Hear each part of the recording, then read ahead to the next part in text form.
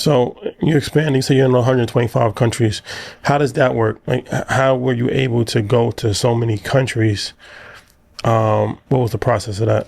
You know, it's interesting as we expand. We started, actually, it was right around COVID, so that was a tough time to start launching international. A lot of it was done through Zoom. But, you know, it's interesting as we started approaching countries and distributors, and once again, relationships. We had, you know, obviously people who are experts in expanding beauty brands internationally, so we partnered with them to do it. But as that happened, the products actually were already recognized, which was really great. The products were, you know, people had been bringing in their suitcases into the countries for years. Most brands go internationally within a few years of them expanding. And our particular brand didn't do that until we were almost 12 years old. So that was unusual. So we are finding as we expand and as we go around the world, there are just more and more countries that are just really glad we're finally there. I want to talk about Rewind to 10. Yeah. It's been a great marketing plan. Talking about having the face of celebrity on it, using it as part of the marketing strategy. But why in this moment did you feel like it was necessary to come to market with this right now? Yeah, you know, that's a great question because Joe's been bugging me for probably like 6 or 7 years to do it. And you know what? I wasn't ready, but also I wasn't so sure the market was ready. And so I really feel that with the barbering world exploding, with the men's care world exploding, which is a phenomenal thing. I'm so glad that men are actually partaking in skincare and you know, hair care and even just overall health care, right? On a whole nother level. I just felt like, you know what, it was time. And it was just I knew I could raise the bar. I knew that wasn't easy. I knew what it needed. You know, the Beijings of the world weren't cutting it.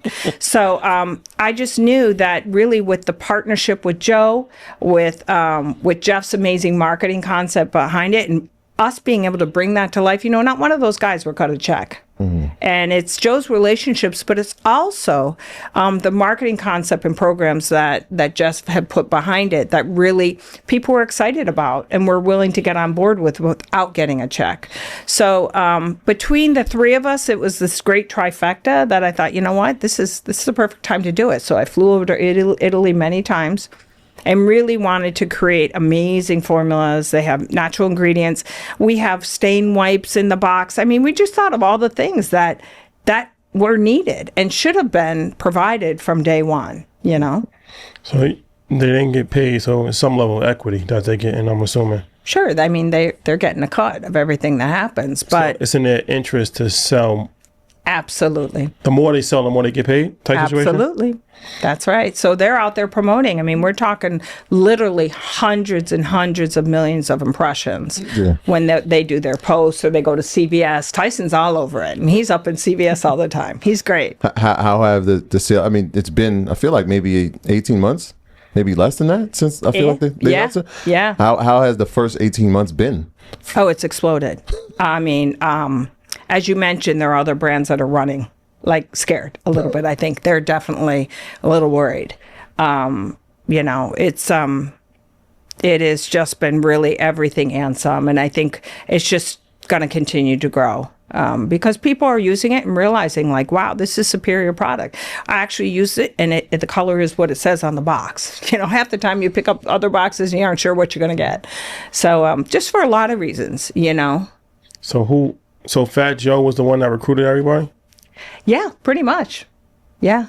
There's some of them. There's an MMA player. My husband's partnering with UFC, so he's in the MMA world. So we do have Wonder Boy, who's worldwide champion in MMA, so with UFC. So we do have some other sports people, you know. But yeah, I mean, a lot of it is Joe's contacts, relationships. And listen, if he doesn't know them, he calls them up. And he'll DM them, you know, be like, hey, you want to get out of box? You know, and a lot of people are obviously very responsive. He's well known. So, and he's growing and exploding. I'm so happy for him about what's going on in his life as well. He's stayed relevant for 25 years. How do you do that in today's society, right? You know, especially as a rapper, especially as a hair care brand. Hair care brands to me are like bars. They come and go in restaurants. A lot of hair care brands come and go. So how do you stay relevant and successful after 20, years? It's You not never. easy. I'm sure you got approached to sell your company. That was never a thought for you. Right number. And It have to have got, multiple Bs. And you haven't. And got, if it's not going there, I'm really cool doing what I do. Yeah, I mean, it'd have to be an insane amount of money. So I love what I do. And I love creating, and I love to continue to expand. We're launching 2 new brands this year, as well as we made the acquisition. So, we just launched Cloud, a retail brand that's going in CVS and Walmarts. Listen, I've spent a lifetime building these relationships and doing what I love. And it would take so much money to have me stop. I don't even know if I would really want to, you know? I mean, I don't know. I love what I do, so.